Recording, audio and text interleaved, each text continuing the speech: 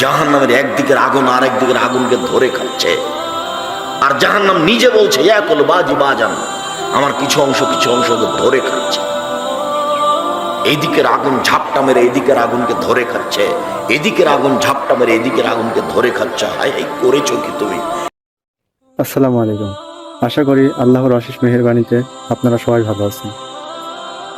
আল্লাহ তাআলা যখন জাহান্নাম সৃষ্টি করলেন, তখন জিবরাইলকে বললেন, জিবরাইল যাও আমার জাহান্নাম পরিদর্শন করে আসো।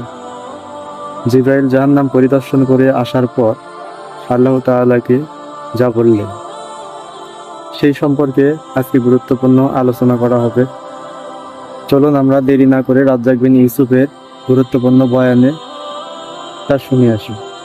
আবু হুরায়রা রাদিয়াল্লাহু তাআলা আনহু বলেন, রাসূল সাল্লাল্লাহু আলাইহি সাল্লাম বলেছেন, হুজিবাতিন নার বিশাওয়াত হুজিবাতিল জান্নাত বিল মাকারহি। মনের ইচ্ছা দ্বারা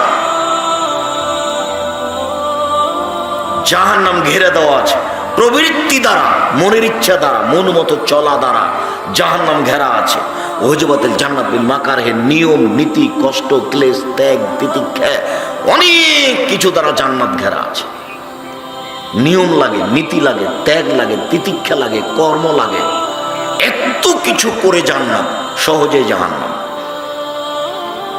জিবরাইল, জি আমি জাহান্নাম তৈরি করেছি, রেডি করেছি, তুমি একটু দেখে আসো তো জিবরাইল জাহান্নাম দেখে এসে বলছেন, ওয়া ইজ্জাতেকা ওয়া জালালেকা ওয়া ইরতিফায়ে মাকানিকা, তোমার মর্যাদার কসম, তোমার সম্মানের কসম, তোমার ইজ্জতের কসম, তুমি করেছো কি?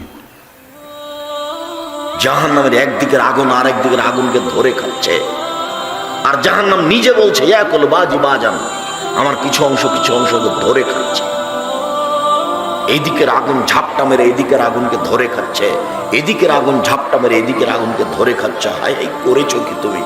কেউ এই জাহান্নামে যেতে চাইবে না, কেউ জাহান্নামে যাবে না, যেতে চাইবে না। জিবরাইল যাও এবার জাহান্নাম দেখে আসো। জাহান্নাম দেখে এসে বলছেন জিবরাইল, ওয়া ইজ্জাতেকা ওয়া জালালেকা ওয়া ইরতিফায়ে মাকানিকা, তোমার সম্মানের কসম, তোমার ইজ্জতের কসম, তোমার মর্যাদার কসম, জাহান্নামে যাবে না এমন কে কেউ আছে? সবাই যাবে। কেন? আদম সন্তান তার মনের বিপরীত চলতে পারবে না।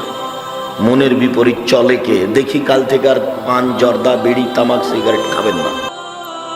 আলহামদুলিল্লাহ, আল্লাহ তাআলা ওই ভয়ঙ্কর জাহান্নাম থেকে আমাকে এবং আপনাকে যেন রক্ষা করে, এই আশা ব্যক্ত করে আজকে বিদায় নিচ্ছি। আসসালামু আলাইকুম রহমতুল্লাহ ওয়া বারাকাতুহু ওয়া মাগফিরাতুহু।